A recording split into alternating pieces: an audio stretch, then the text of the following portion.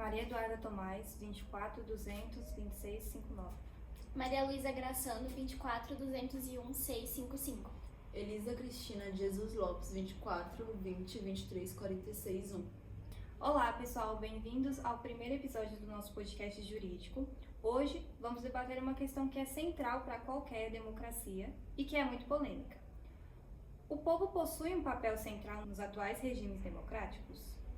Bom, essa pergunta vai nos levar a comparar visões clássicas e modernas, desde Jelinek e Kelsen até as constituições modernas. Porque, afinal, o povo faz o direito ou o direito faz o povo? Então, a gente vai discutir como isso se aplica na prática. Exatamente. E quando a gente está falando das teorias de Jelinek e Kelsen, falando agora primeiro de Jelinek, a gente tem o povo como um dos elementos do Estado. Então, ele vai falar que o Estado tem 3 elementos: a soberania, o território e o povo. Mas ele não vai colocar o povo como algo central, vai ser só mais um dos elementos. Ou seja, não vai ter um papel central dentro do Estado. Já quando a gente fala de Kelsen, ele não vai separar o Estado do direito, como Jelinek faz. Para ele, o Estado é o próprio direito. E o povo vai ter o papel ali dentro do Estado, mas ele vai ser delimitado pela própria Constituição. Então, nessa perspectiva, o povo não é fonte originária de poder, mas sim delimitado pela Constituição. De maneira prática, nós temos como exemplo a questão do direito eleitoral, ou seja, o direito de votar. O próprio Estado vai definir quem pode votar e quem não pode, ou seja, o povo está delimitado ali pela lei. Então, ao falar da teoria constitucional moderna, o povo é muito mais do que um elemento técnico do Estado. Ele vai ser o sujeito ativo do poder constituinte, aquele que cria e legitima a ordem jurídica. Esse entendimento vai ganhar força no pós-Segunda Guerra Mundial, quando se consolidou a ideia de que o povo tem o poder de romper com a ordem antiga e fundar uma nova Constituição. 2 exemplos práticos vai ser a própria Constituição de 1988, quando o povo brasileiro, depois de anos de ditadura militar, vai atuar como poder constituinte originário e vai exigir eleições diretas e participação popular, fazendo um marco democrático. E o outro exemplo vai ser o artigo 1º da Constituição italiana. A Itália é uma república democrática fundada no trabalho. A soberania pertence ao povo, que a exerce nas formas e nos limites da Constituição. Bom, convidamos a Procuradora Federal Débora Denis para nos ajudar a entender melhor essa questão. Olá, meu nome é Débora Vasti, eu sou Procuradora Federal da Advocacia Geral da União. Fui convidada a responder 2 perguntas. A primeira: o povo possui um papel central nos atuais regimes democráticos? A minha resposta é sim, e eu vou justificar. Primeiramente, temos que recorrer à Constituição desses países democráticos. Eu selecionei apenas 3 para fins de comparação, basicamente um exercício de direito comparado. Começamos com a nossa, a Constituição do Brasil. Parágrafo único do artigo 1º. Todo poder emana do povo, que o exerce por meio de representantes eleitos ou diretamente, nos termos desta Constituição. A segunda Constituição, a que eu separei, é a Constituição de Portugal, no artigo 10, parágrafo 1º. O povo exerce o poder político através do sufrágio universal, igual, direto, secreto e periódico, do referendo e das demais formas previstas na Constituição. O terceiro exemplo, eu trago aqui a Constituição dos Estados Unidos, cujo preâmbulo começa com We the people, nós, o povo. Logo no preâmbulo vem que a autoridade pertence ao povo. A autoridade vem do povo, não de outro poder, não de uma pessoa, não de um rei, não de um imperador. A soberania é exercida pelo povo. Qual é o elemento central? O voto. Então, nas constituições dos países democráticos, vai haver esse enfoque no povo, que vai exercer o seu poder por meio do voto. Espero ter respondido. Obrigada, Débora Denis. Então, pelo que foi exposto pelas meninas, nós vemos que, de um lado, temos a teoria constitucional, que coloca o povo no centro do poder constituinte, mas do outro a gente tem a teoria geral do Estado, que vê o povo como um dado técnico, um objeto, que há uma participação, mas não nada muito efetivo, nada como uma fonte originária. Mas na prática, será que o povo ele consegue mesmo ser o criador do direito?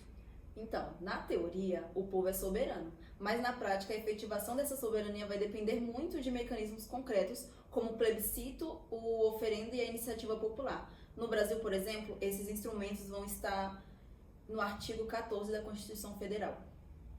Um exemplo que dá para relacionar, né, com essa questão que você colocou é, por exemplo, a Lei da Ficha Limpa, que foi uma iniciativa popular que reuniu milhares de assinaturas e isso acaba mostrando que, mesmo com limitações, o povo consegue sim e pode agir diretamente no processo legislativo.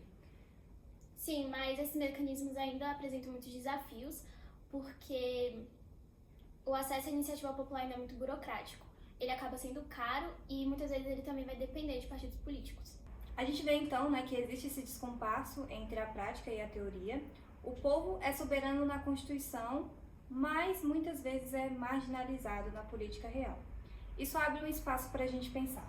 Como a gente consegue transformar essa centralidade formal do povo numa participação realmente efetiva? Para nos ajudar a entender essa questão, outra fala da procuradora. E eu vou responder com uma citação de Platão. Não há nada de errado com aqueles que não gostam de política. Simplesmente serão governados por aqueles que gostam. O que nós percebemos é que o povo exerce a sua cidadania por meio do voto e simplesmente esquece de cobrar o seu representante.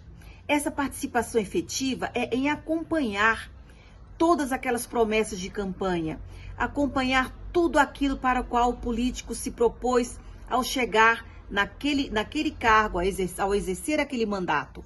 Então, cabe ao povo cobrar. O que nós vemos no Brasil é um círculo vicioso. O político acaba o seu mandato, ele volta a fazer campanha, volta a fazer promessas e o povo vai, vota e esquece de cobrar essas promessas. É cobrar os seus representantes. Um segundo ponto que pode se levar a maior efetividade é ser o seu próprio representante do seu grupo, da sua categoria. Se propor a entrar na política, eu posso fazer melhor, eu posso me candidatar, eu sei como é que a minha categoria pensa, seja uma categoria de professores, de pecuaristas, de comerciantes, qualquer categoria que você se propõe a representar. Faça isso. Tenha um papel ativo, não só votando e cobrando, mas realmente ingressando na política. Hoje nós vemos pessoas cada vez mais jovens se interessando por política. Isso é bom. A política cerca o nosso mundo. Tudo que nós fazemos envolve política. Então é bom que participe da política, porque se você não participa, você vai ser governado por aqueles que participam. Espero ter atendido a sua expectativa. Obrigada, procuradora. Para fecharmos esse debate, entendemos como a gente pode transformar a centralidade formal do povo numa participação realmente efetiva. E eu acredito que é essencial investir em uma educação política para conscientizar o povo sobre os seus papéis e suas responsabilidades. Então, mas não basta só a educação. Então, as instituições formais precisam sair só do discurso e realmente acolher as demandas da sociedade, do povo. E não só em momentos convenientes ou em troca de alguma coisa. A Constituição ela é feita do povo para o povo. Então, ela precisa refletir de verdade os interesses e as necessidades do povo que é regido por ela. Por isso, para que o povo deixe de ser só mais um dos elementos ou um objeto e se torne de fato um protagonista, é fundamental que essas instituições abram espaços reais de escuta e de decisão, como os plebiscitos e referendos citados pela Elisa, e acima de tudo que essas decisões respeitem a pluralidade e a diversidade do povo. É isso, gente. Muito obrigada pela atenção e até o próximo episódio. Obrigada.